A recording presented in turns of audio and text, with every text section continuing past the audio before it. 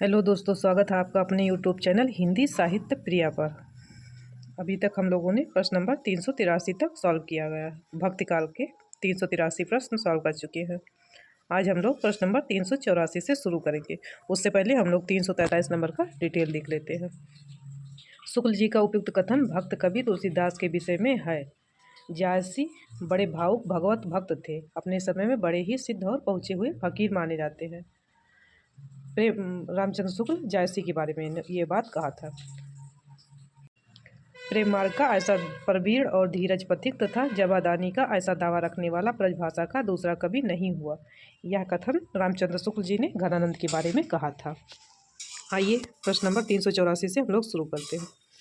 प्रश्न नंबर 384 है, कवित्व विवेक एक नहीं मोरे, सत्य कहूँ लिख कागद कोरे।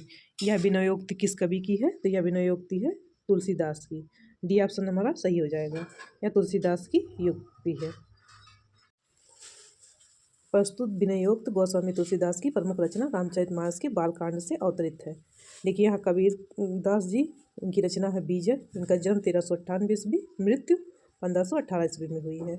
सूरदास सूरसागर इनकी रचना है, जन्म 1478, मृत्यु 1583 ईस्वी में।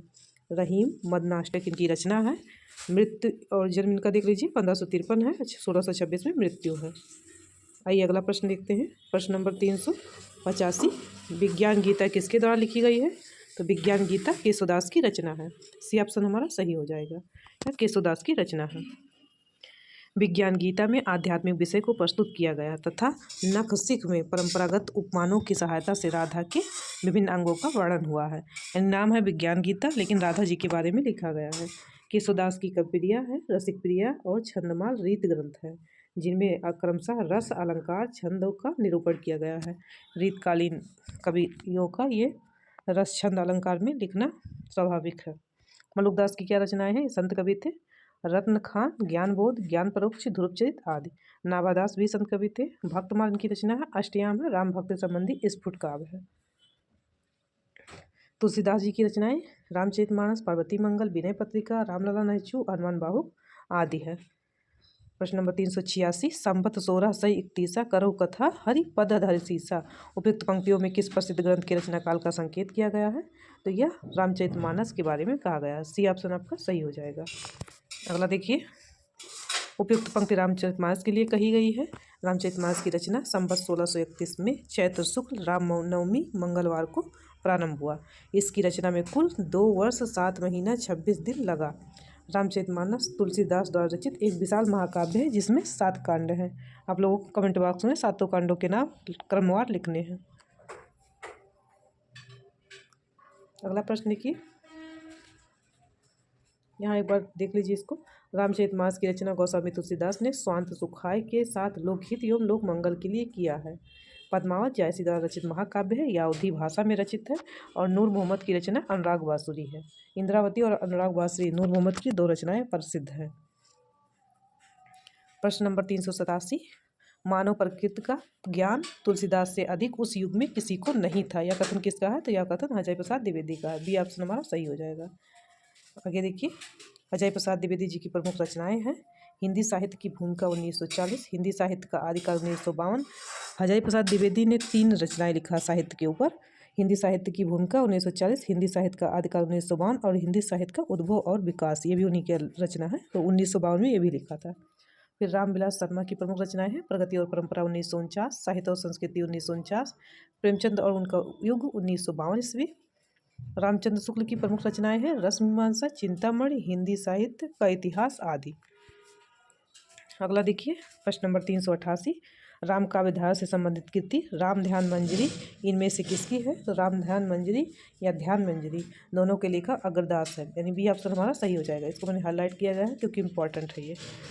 राम काव्य धारा से संबंधित कृत राम ध्यान मंजरी अग्रदास की रचना है। अग्रदास की प्रमुख ग्रंथ कौन है? हितोपदेश, उपखाड़ा बावनी, ध्यान मंजरी, राम ध्यान मंजरी, कुंडलिया, अष्टयाम या राम अष्टयाम, यानी अष्टयाम भी है या राम अष्टयाम भी है। दोनों आ जाए ऑप्शन में तो दोनों सही है। फिर प्रियादास की रचना है भक्त रस बुधनी 1769 संवत में। प्राणचंद का है रामायण महानाटक 1667 संवत में। हृदय राम का है हनुमान नाटक 1680 ईस्वी में। याद कर लीजिए इसको। हनुमान, हनुमान के हृदय में राम बसते इसलिए हृदय राम है। और रामायण, रामायण प्राणचंद, यानी लोगों के प्राण रामायण में बसते हैं इसलिए उसके लेखक प्राणचंद। प्रश्न नंबर 389, गोरख जगायो जोग भक्ति भगायो लोग, ये काव्य पंक्ति इनमें से किसकी कृति है? किस कृति में है? तो तुलसीदास की कृति है, लेकिन कृति किसमें है? तो ये है कवितावली में। सी ऑप्शन हमारा सही हो जाएगा, क्योंकि कवितावली में भी उत्तर रामचरित है, जैसे 7 कांड में रामचरितमानस है वैसे कवितावली भी 7 कांड में विभक्त है। गोरख जगायो जोग भगत भगायो लोग, ये काव्य पंक्ति कवितावली ग्रंथ से है। इसके रचनाकार तुलसीदास है। गोरखनाथ की रचनाओं का संकलन और संपादन डॉक्टर पीताम्बर दत्त बर्थवाल ने किया, जो गोरखवाणी नाम से प्रकाशित हुआ। बीजक संत कबीर की प्रमाणिक कृति है, जिसके रामायणी, सबद, ज्ञान चौतीसा, विप्रमतीसी, कहरा, बसंत, चाचर, बेल, बिरहुली, हिंडोला, साखी नामक 11 प्रकरण है। जैसे बीजक के 3 भाग हैं, साखी, शब्द, रामायणी, लेकिन अगर प्रकरण पूछे तो उसमें 11 प्रकरण हैं। उनके नाम आप लोग क्रम से देख लीजिए। तुलसीदास की कृतियां हैं वैराग संदीपनी, राम आज्ञा प्रश्न, रामलला नैछू, जानकी मंगल, पार्वती मंगल, कृष्ण गीतावली, विनय पत्रिका, दोहावली, बरवे रामायण और कवितावली, ये सब इनकी कृतियां हैं। अगला प्रश्न नंबर 390, तुलसीदास ने कौन सी रचना अपनी शारीरिक पीड़ा के निवारणार्थ के लिए की थी? तो कौन सी रचना थी इनका? हनुमान बाहु के ग्रंथ लिखा था इन्होंने, जो अपने शारीरिक पीड़ा के निवारण के लिए लिखा था, बाहु रोग से मुक्ति पाने के लिए। आइए देखते हैं। देखिए ऑप्शन बी सही हो जाएगा, हनुमान बाहु। तुलसीदास ने हनुमान बाहु की रचना अपनी शारीरिक पीड़ा के निवारणार्थ की थी। यह तुलसीदास की हनुमत भक्ति संबंधी स्वतंत्र रचना है। रामचरितमानस, रामलला नैछू, बरवे रामायण, पार्वती मंगल, दोहावली, कवितावली, गीतावली, विनय पत्रिका, हनुमान बाहु और ही तुलसी की अन्य प्रमुख रचना है, जिन्होंने तुलसीदास को हिंदी साहित्य का ही नहीं अपितु भारतीय जनमानस के पटल पर अमर बना दिया।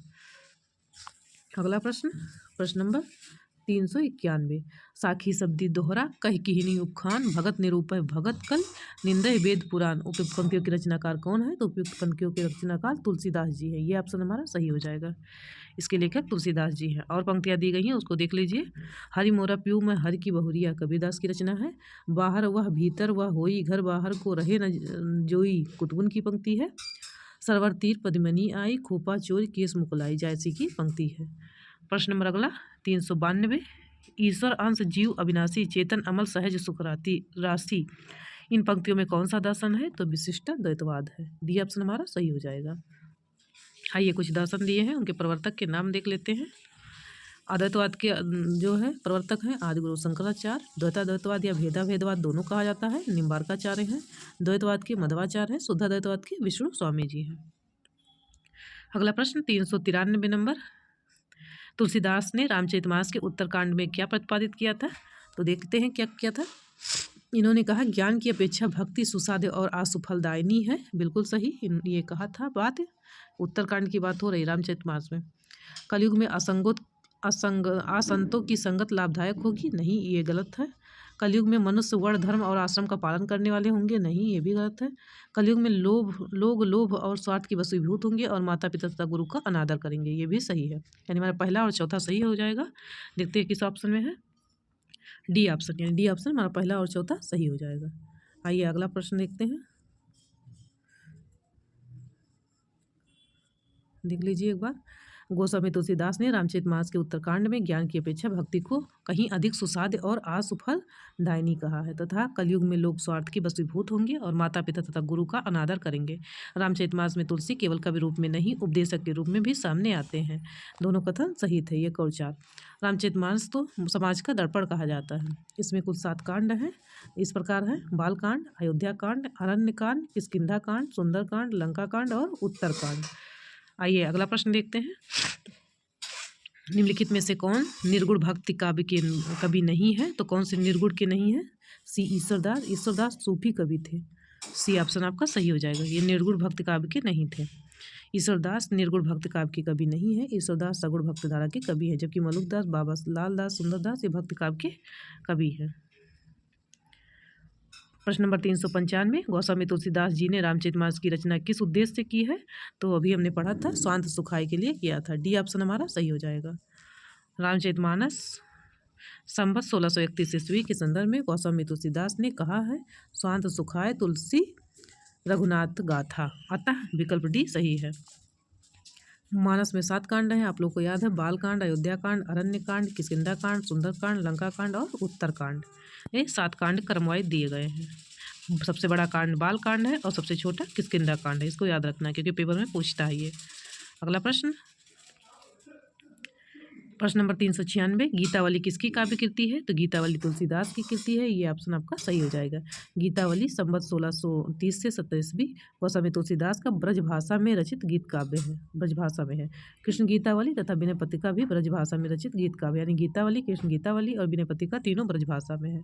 रामविलास शर्मा ने तुलसीदास को जातीय कवि कहा था। आइए अगला प्रश्न 397, स्वांत सुखाय कहकर किसने उसे काव्य का प्रयोजन स्वीकार किया था? तो यह तुलसीदास जी ने किया था। ये ऑप्शन हमारा सही हो जाएगा। गोस्वामी तुलसीदास जी ने अपने काव्य की रचना स्वांत सुखाय के साथ साथ लोकहित एवं लोक मंगल के लिए किया। बालकांड के आरंभ में तुलसीदास लिखते हैं, स्वांतः सुखाय तुलसी रघुनाथ गाथा, यानी अगर पूछे लाइन कहाँ है तो यह बालकांड में है, लिखा हुआ है बालकांड में, इसको याद रखना है। प्रश्न नंबर 398,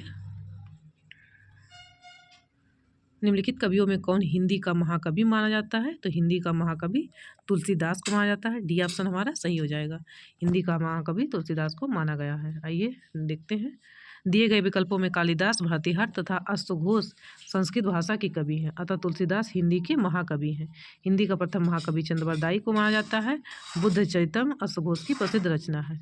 भर्तृहरि अपनी शतकत्रय या नीत शतक, श्रृंगार शतक, वैराग्य शतक रचनाओं के लिए जाने जाते हैं। यानी जो भर्तृहरि हैं वो शतक त्रय माना जाता है उनका, क्योंकि उन्होंने 3 शतक लिखा, नीत शतक, श्रृंगार शतक, वैराग्य शतक, इसीलिए उसको तीनों को मिलाकर शतक त्रय कहा जाता है।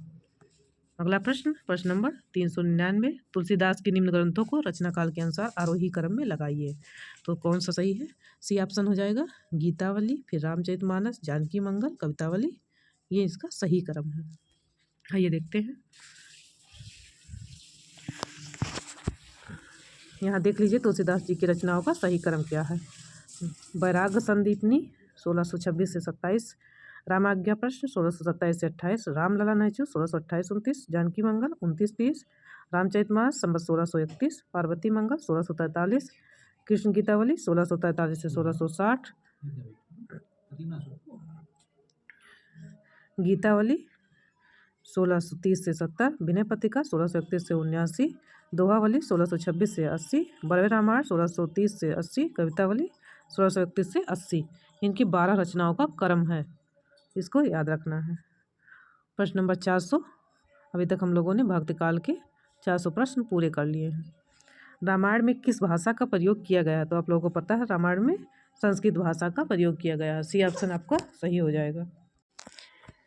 आदि कवि वाल्मीकि ने रामायण की रचना संस्कृत भाषा में की। इसे वाल्मीकि रामायण के नाम से जाना जाता है। इस ग्रंथ में 24,000 श्लोक हैं। रामायण जो हमारा लिखा गया है वो संस्कृत भाषा में है, जैसे कि रचना वाल्मीकि ने की है, और रामचरितमानस जो तुलसीदास ने लिखा है वो अवधी भाषा में है। प्रश्न नंबर 401, राम कैसो जस अध उरत गणन है, किसकी पंक्ति है? तो यह पंक्ति है सेनापति की। सी ऑप्शन आपका सही हो जाएगा। उपयुक्त पंक्ति राम भक्ति शाखा के कवि सेनापति की है। सेनापति का जन्म 1559 ईस्वी के आसपास माना जाता है। इनके गुरु हीरामण दीक्षित थे। इसको याद रखना है क्योंकि सेनापति के गुरु का नाम पूछता है। इनकी रचना है कवित रत्नाकर, काव्य कल्पद्रुम। इनके 2 महत्वपूर्ण ग्रंथ हैं। ऋतुवर्णन के ये सिद्धहस्त कवि थे। इसको भी याद रखना है कि ऋतुवर्णन के ये सिद्धहस्त कवि थे। अगला प्रश्न 402, किस रचनाकार के बचपन का नाम राम बोला था? तो वह था तुलसीदास की। ये ऑप्शन सही हो जाएगा क्योंकि तुलसीदास ने ही जन्म लेते ही राम बोला था, इसीलिए इनके माता पिता ने इनका त्याग किया था। देख लीजिए एक बार, तुलसीदास के बचपन का नाम राम बोला था। तुलसीदास 1532 से 1623 ईस्वी के में जन्म और मृत्यु है। इनके पिता आत्माराम दुबे, माता का नाम हुलसी तथा पत्नी रत्नावली थी। आचार्य रामचंद्र शुक्ल तुलसी को स्मार्त वैष्णव मानते हैं। आचार्य शुक्ल के अनुसार हिंदी काव्य की प्रवृत्ता के युग का आरंभ गोस्वामी तुलसीदास द्वारा हुआ। नाभादास ने तुलसीदास को कलिकाल का वाल्मीकि तथा अमृतलाल नागर ने मानस का हंस कहा है। तुलसीदास रामानुजाचार्य के श्री संप्रदाय और विशिष्टा द्वैतवाद से प्रभावित थे। इनकी भक्ति भावना दास्य भाव की थी। तुलसीदास की प्रमुख रचनाएं हैं रामचरितमानस, पार्वती मंगल, कृष्ण गीतावली, विनय पत्रिका, दोहावली, कवितावली, सब उनकी रचनाएं हैं। प्रश्न नंबर 403 देखते हैं। निम्नलिखित में कौन सा गीत काव्य तुलसीदास का सर्वोत्तम काव्य है? तो वह है 12वें रामायण। बी ऑप्शन सही हो जाएगा। 12वें रामायण गीत काव्य की दृष्टि से सर्वोत्तम काव्य है। बरवे रामायण ही केवल तुलसीदास की कृति है। यह अवधी भाषा में रचित मुक्तक काव्य है। प्रिय प्रवास 1914 ईस्वी में हरिओत सिंह उपाध्याय कृत खड़ी बोली हिंदी का प्रथम महाकाव्य माना जाता है। रश्मरथी 1952 ईस्वी रामधारी सिंह दिनकर का खंड काव्य है। रश्मरथी इसमें कर्ण के बारे में दिया गया है। कामायनी 1935 ईस्वी जयशंकर प्रसाद का एक महाकाव्य है। कामायनी में कुल 15 सर्ग हैं। प्रश्न नंबर 404, खेती न किसान को, भिखरी को न भीख, बलिक न बनिक को, बनिज न चाकर को न चाकरी, न चाकर को चाकरी। पंक्ति तुलसीदास की किस कृति से संबंधित है? तो डी ऑप्शन सही हो जाएगा, कवितावली से संबंधित है। उपयुक्त पंक्ति तुलसीदास कृत कवितावली से है। ब्रज भाषा में रचित मुक्तक काव्य है कवितावली। कवितावली में बनारस यानी बनारस जो काशी अब बनारस है तब काशी कहा जाता था, तत्कालीन समय में फैले महामारी का वर्णन उत्तरकांड में मिलता है। यानी कवितावली में जो उत्तरकांड है ये भी 7 भाग में विभाजित है। तो जो उत्तरकांड है उसमें महामारी के बारे में बताया गया है। प्रश्न नंबर 405, विनय पत्रिका किस भाषा में लिखी गई? तो विनय पत्रिका ब्रज भाषा में है। ये ऑप्शन आपका सही हो जाएगा। विनय पत्रिका तुलसीदास द्वारा रचित ब्रज भाषा में रचित गीत काव्य है। ब्रज भाषा में 2 अन्य गीत काव्य हैं। आपको याद रखना कि ब्रज में 3 है, विनय पत्रिका, कृष्ण गीतावली और गीतावली। रामचरितमानस और कवितावली गोस्वामी जी ने कलिकाल का वर्णन किया है। इसमें कलिकाल का वर्णन किया है रामचरितमानस में और कवितावली में, दोनों के उत्तरकांड में। अगला प्रश्न, प्रश्न नंबर 406, जहांगीर जस चंद्रिका के रचयिता कौन है? तो केशवदास हैं। डी ऑप्शन आपका सही हो जाएगा। आचार्य रामचंद्र शुक्ल केशवदास को अलंकारवादी मानते थे। आचार्य शुक्ल केशव की आलोचना करते हुए लिखते हैं, केशव को हृदय नहीं मिला था। मतलब आचार्य शुक्ल ने आलोचना में लिखा था कि केशव को कभी हृदय नहीं मिला था। और डॉक्टर विजयपाल सिंह ने केशव को क्या कहा था? कोर्ट का कवि कहा था। प्रश्न नंबर 407 है, कविता रत्नाकर के लेखक कौन है? तो सेनापति हैं। ये ऑप्शन हमारा सही हो जाएगा। कविता रत्नाकर सेनापति का ग्रंथ है। इनका अन्य उपलब्ध ग्रंथ काव्य कल्पद्रुम है। सेनापति ने अपना संपूर्ण काव्य ब्रज भाषा में रचा है। इसको याद रखना है कि इन्होंने संपूर्ण काव्य ब्रज भाषा में रचा है। आचार्य शुक्ल इन्हें ऋतु वर्णन का सबसे बड़ा श्रृंगारी कवि मानते हैं। इसको भी याद रखना है कि शुक्ल ने ऋतु वर्णन का सबसे बड़ा श्रृंगारी कवि माना है। प्रश्न नंबर 408, ब्रज भाषा का कौन सा कवि ऋतु वर्णन के लिए विख्यात है? देखिए अगला प्रश्न ही आ गया। डी ऑप्शन हमारा सही हो जाएगा, सेनापति। आइए सेनापति के बारे में देखते हैं। सेनापति का जन्म 1579 ईस्वी के 89 ईस्वी के आसपास माना जाता है। सेनापति के 2 ग्रंथ उपलब्ध हैं, कविता रत्नाकर और काव्य कल्पद्रुम। ऋतु वर्णन में इनका मन अधिक रमा। आचार्य शुक्ल ने सेनापति के संदर्भ में लिखा है कि ये बड़े ही सहृदय कवि थे। ऋतु वर्णन तो इनके जैसा और किसी श्रृंगारी कवि ने किया ही नहीं। यानी इनके बारे में 3 बातें याद रखना है। इनके 2 ग्रंथ हैं, कविता रत्नाकर, काव्य कल्पद्रुम। ऋतु वर्णन में सिद्धहस्त है दूसरा, और तीसरा ब्रज भाषा में ही रचना किया है इन्होंने। अगला प्रश्न, प्रश्न नंबर 409, तुलसीदास जी ने निम्न में से किस गुरु से शास्त्रों का अध्ययन किया? तो ये ऑप्शन सही हो जाएगा, शेष सनातन। इन्होंने जो शास्त्रों का अध्ययन किया उसके लिए शेष सनातन जी, और जिन्होंने राम नाम का दीक्षा दिया था वो थे नरिहरानंद जी।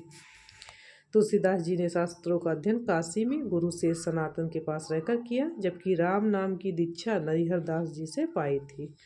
क्लियर हो गया।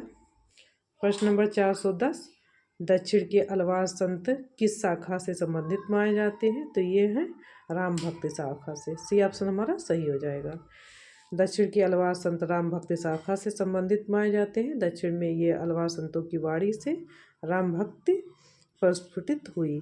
ये मुख्य रूप से विष्णु के भक्त थे। अलवार का शाब्दिक अर्थ है मग्न, यानी मगन हो जाना, भगवान की भक्ति में डूबा हुआ होता है। अलवार का ये अर्थ है। अलवार संतों की संख्या कितनी थी? तो 12 थी। आइए देखते हैं कौन कौन है जो निम्न है। पहले अलवार है मोयगे अलवार, जिसे 5 जन मतलब अवतार जो माना गया है वो 5 जन अवतार माना गया है विष्णु के संघ का। भोत्ता अलवार, कौमुदकी, प्याला अलवार, नंदक विष्णु की तलवार माना गया। तिरुमारी से अलवार, सुदर्शन चक्र, नम्मालाल अलवार, विश्वसेन विष्णु के सेनापति। मधुरकब अलवार, गरुड़, कुलशेखरा अलवार, कौस्तुभमणि, ये सब अवतार हैं। 12 अलवारों के नाम दिए गए हैं। पेरियाल अलवार, गरुड़, आंडाल जो एकमात्र महिला थी, 12 अलवारों में एकमात्र महिला संत जो थी आंडाल नाम था, महिला अलवार थी। इनको भूदेवी माना गया अवतार में, विष्णु की पत्नी तथा पृथ्वी देवी थी। तोंडर डिप्पो डिया अलवार, बैजंती विष्णु की माला माना गया है। तिरुप्पड़ा अलवार श्रीवत्सल और तिरुमंगले अलवार सारंग यानी विष्णु का धनुष। ये 12 अलवारों के नाम थे। आइए आगे देखते हैं। प्रश्न नंबर 411, तुलसीदास की निम्नलिखित कृतियों में कौन सी कृति कांडों में विभाजित नहीं है? तो ये ऑप्शन हमारा सही हो जाएगा, ये ऑप्शन आपका सही हो जाएगा। तुलसीदास के पार्वती मंगल कांडों में विभाजित नहीं है, यानी इनके जो 12वें रामायण है, गीतावली, कवितावली, ये सब में कांड है, सब कांडों में विभाजित है। देख लीजिए। बल्कि यह प्रबंध काव्य है। पार्वती मंगल एक प्रबंध काव्य या अवधी भाषा में रचित है। इसमें शिव पार्वती का विवाह का वर्णन है। इसका आधार जो है कालिदास कृत कुमार संभव में शिव पार्वती जी का उल्लेख है। जबकि रामचरितमानस में शिव पार्वती की कथा का आधार शिव पुराण है। 12वें रामायण या 7 कांडों में विभाजित है। यह ग्रंथ रहीम के 12वें नायिका भेद से प्रभावित है। दूसरा है गीतावली, यह भी 7 कांडों में विभाजित है। इससे राम कथा का वर्णन है। यह राम गीतावली या पदावली रामायण के नाम से भी प्रसिद्ध है। यानी 12वें रामायण, गीतावली, ये सब 7 कांड में है। फिर कवितावली भी 7 कांड में है। इसमें राम कथा 7 कांडों में है। कवितावली में काशी की महामारी का वर्णन उत्तरकांड में किया गया है। हनुमान बाहुक इसी का अंश माना जाता है, हनुमान बाहुक को। प्रश्न नंबर अगला है 412, श्री रामानुजाचार्य की भक्ति किस भाव की थी? तो किस भाव की थी? दास्य भाव की। ये ऑप्शन आपका सही हो जाएगा। श्री रामानुजाचार्य की भक्ति दास्य भाव की थी। रामानुजाचार्य ने अद्वैत वेदांत का खंडन कर विशिष्टाद्वैतवाद की स्थापना की, जिसके अनुसार ब्रह्म के ही अंश जगत के सारे प्राणी हैं। रामानुजाचार्य को शेष या लक्ष्मण का अवतार माना जाता है। प्रश्न नंबर 413 देख लीजिए। राघवानंद जी किस महान व्यक्ति के गुरु थे? तो यह रामानंद जी के थे। सी ऑप्शन आपका सही हो जाएगा। राघवानंद जी रामानंद के गुरु थे। नाभादास के भक्तमाल में रामानंद के 12 शिष्यों का वर्णन मिलता है। ये भी याद रखना है आप लोगों को। आचार्य हजारी प्रसाद द्विवेदी ने रामानंद को आकाश धर्मा गुरु कहा था। और किसने कहा था? आचार्य हजारी प्रसाद द्विवेदी ने। रामानंद ने विधर्मियों से मुक्ति के लिए अपने भक्तों को राम तारक मंत्र दिया था। रामानंद की ग्रंथ है रामार्चन पद्धत, राम रक्षा स्रोत, राम तारक मंत्र, हनुमान जी की आरती, वैष्णव मताब्ज भास्कर, योग चिंतामणि। अगला प्रश्न देख लीजिए। प्रश्न नंबर 414 है, गोरख जगायो जोग भगत भगायो लोक किसकी काव्य पंक्ति है? तो यह तुलसीदास की काव्य पंक्ति है। बी ऑप्शन हमारा सही हो जाएगा। देख लीजिए। गोरख जगायो जोग भगत भगायो लोक गोस्वामी तुलसीदास की पंक्ति है। गोस्वामी तुलसीदास भक्तकालीन राम भक्त शाखा के प्रतिनिधि कवि है। इनकी प्रमुख रचनाएं क्या हैं? कवितावली, गीतावली, विनय पत्रिका, रामचरितमानस। आइए अगला प्रश्न देखते हैं। प्रश्न नंबर कुछ पंक्ति हैं, देख लीजिए पहले इसको। सोई कुलीन बड़ो सुंदर सोई जब पर कृपा करे, सूरदास की पंक्ति है। यह सच है बार बार हार हार मैं गया, निराला जी की पंक्ति है। प्रभु जी तुम मोती हम धागा, जैसे सोने मिलत सुहागा, ये रैदास की पंक्ति है। इस पंक्ति को याद रखिए क्योंकि पूछता है। अगला प्रश्न है 415 नंबर प्रश्न। इसमें मिलान करना है। देखिए भरत मिलाप का हो जाएगा ईश्वर दास ध्यान मंजरी अग्रदास का था। ध्यान मंजरी और राम ध्यान मंजरी दोनों अग्रदास का था। रामायण महानाटक ये किसका था? प्राणचंद चौहान का था। अवध विलास किसका था? लाल दास का था। तो क्या हो जाएगा? ये का दूसरा, बी का पहला, सी का चौथा और डी का तीसरा। आइए देखते हैं किसमें है। तुम्हारा ये प्रश्न का आंसर हो जाएगा, ये आंसर सही हो जाएगा। आइए देखते हैं, एक बार यहाँ पढ़ लीजिए।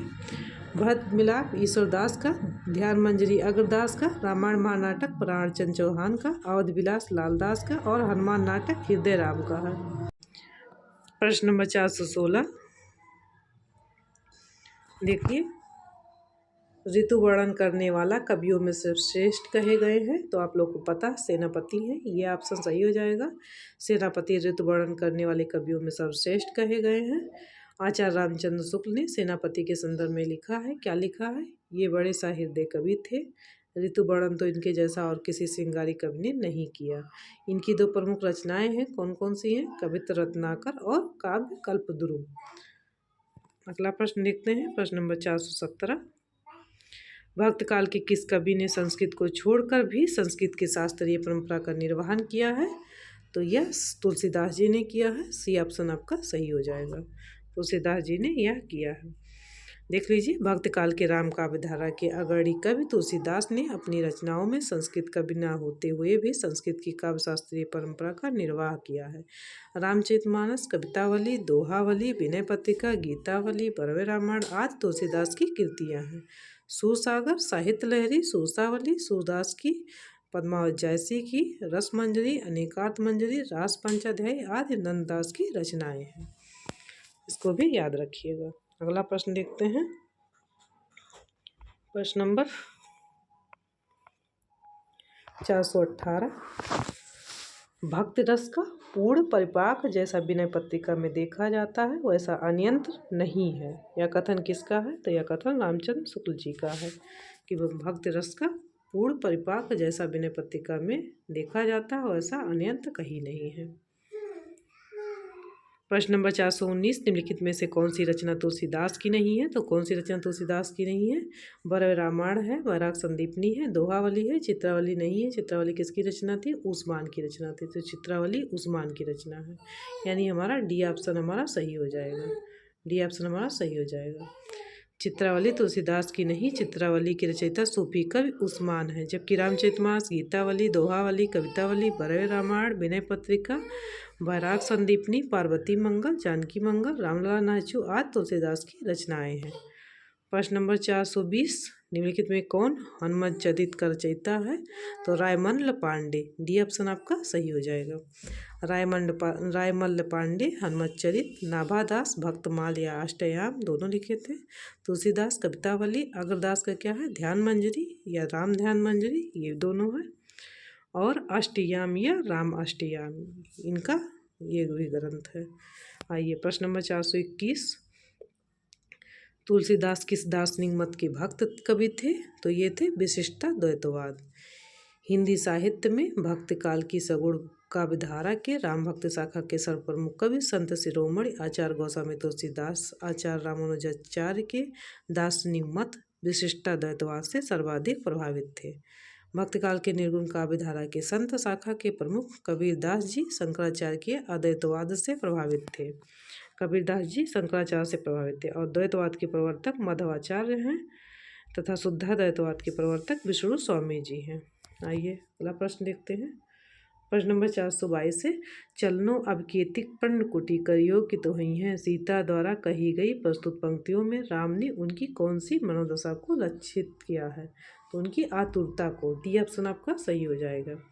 चलनो अब केतिक पर्ण कुटी करियो की तो हुई हैं। सीता द्वारा कही गई प्रस्तुत पंक्तियाँ के रचनाकार तुलसीदास जी हैं। कवितावली से अवतरित प्रस्तुत सवैया में सीता द्वारा उनकी आतुरता की दशा को व्यक्त किया गया, मतलब ये कवितावली से लिया गया है और यह सवैया में है।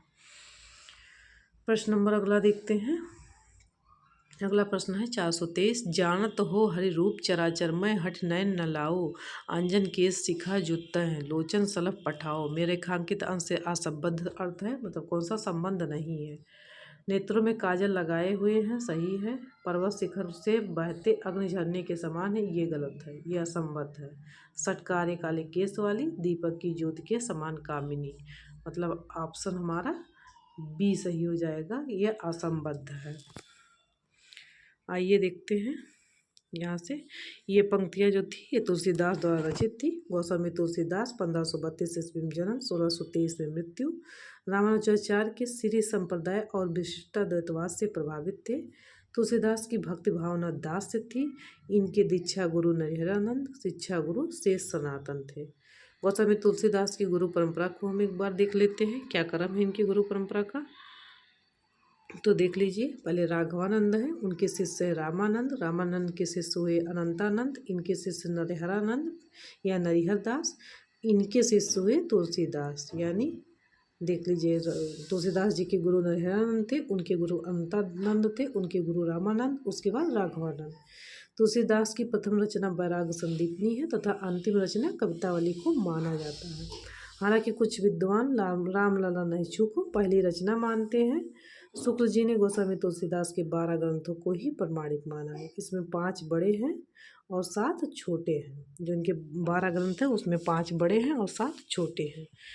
कौन कौन से ग्रंथ हैं देख लीजिए, वैराग संदीपनी, रामाज्ञा प्रश्न, रामलला नैछू, जानकी मंगल, रामचरितमानस, पार्वती मंगल, कृष्ण गीतावली, गीतावली, विनय पत्रिका, दोहावली, बरवे रामायण, कवितावली और हनुमान बाहु। आइए अगला प्रश्न देखते हैं। प्रश्न नंबर 424 है। भालो पोच राम को कहे मोहि सब नर नारी में पोच से क्या अभिप्राय है? तो पोच मतलब होता है नीच। ये ऑप्शन आपका सही हो जाएगा।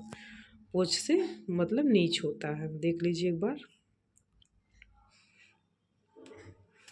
उपयुक्त पंक्ति तुलसीदास के विनय पत्रिका से उद्घृत है। तुलसीदास जी ने विनय पत्रिका में आत्मनिवेदन व राम भक्त की याचना की है। कलयुग के अत्याचारों के खिलाफ तुलसी की राम से फरियाद है। विनय पत्रिका ब्रज भाषा में रचित गीत काव्य या मुक्तक है। यह एक प्रपत्ति काव्य है। तुलसीदास ने रामचरितमानस 7 कांड की संवत 1631 ईस्वी में चैत्र शुक्ल रामनवमी मंगलवार प्रारंभ किया। रामचरितमानस की रचना 2 वर्ष 7 माह 26 दिन लगा। मतलब इसकी रचना करने में 2 वर्ष 7 माह 26 दिन लगा था। आचार्य रामचंद्र शुक्ल ने रामचरितमानस को लोकमंगल की साधना अवस्था का काव्य माना। तुलसी की 5 जो लघु कृतियाँ हैं उसको देख लीजिए कि कौन सी इनकी लघु कृतियाँ हैं। तो ये हैं वैराग संदीपनी, रामलला नैछू, जानकी मंगल, पार्वती मंगल और बरवे रामायण। ये 5 इनकी लघु कृतियाँ हैं। अगला देख लीजिए प्रश्न नंबर है 425। गज उधारी हर थप्यो विभीषण, ध्रुव अविचल कबहु न टरै, अम्बरीप की साप सूरत कर, अजो महामुनि ग्लानि करे। में महामुनि से आशय क्या है? तो महामुनि से आशय है दुर्वासा से। सी ऑप्शन आपका सही हो जाएगा। यहाँ महामुनि दुर्वासा ऋषि को कहा गया है। आइए देखते हैं। यहाँ महामुनि से आशय दुर्वासा ऋषि से है। उपयुक्त पंक्तियाँ तुलसीदास द्वारा रचित रामचरितमानस से उद्घृत हैं। देख लीजिए, अम्बरीश इक्ष्वाक वंश के परम राजा थे। या भगीरथ के प्रपौत्र, वैश्वतः मनु के पौत्र और नभाग के पुत्र थे। राजा अम्बरीश की कथा रामायण महाभारत पुराणों में विस्तार से वर्णित है। ये भगवान विष्णु के भक्त थे। वाल्मीकि संस्कृति रामायण के प्रसिद्ध रचयिता हैं। वाल्मीकि संस्कृत रामायण के जो आदि कवि के रूप में प्रसिद्ध हैं। वशिष्ठ वैदिक काल के विख्यात ऋषि थे। वशिष्ठ एक सप्त ऋषि हैं। ये राजा दशरथ के राजकुल गुरु भी थे। वशिष्ठ ब्रह्मा के मानस पुत्र थे। इसको याद रखना कि ब्रह्मा के मानस पुत्र थे। रामचरितमानस की रचना तुलसीदास ने स्वांत सुखाय के साथ साथ लोकहित एवं लोक मंगल के लिए किया है। इसको हाईलाइट किए हुए हैं, देख लीजिएगा। तुलसी ने रामचरितमानस की कल्पना मानसरोवर के रूपक के रूप में की है। अयोध्या कांड को रामचरितमानस का हृदय स्थल कहा जाता है। इस कांड की चित्रकूट सभा को आचार्य रामचंद्र शुक्ल ने एक आध्यात्मिक घटना की संज्ञा प्रदान की है।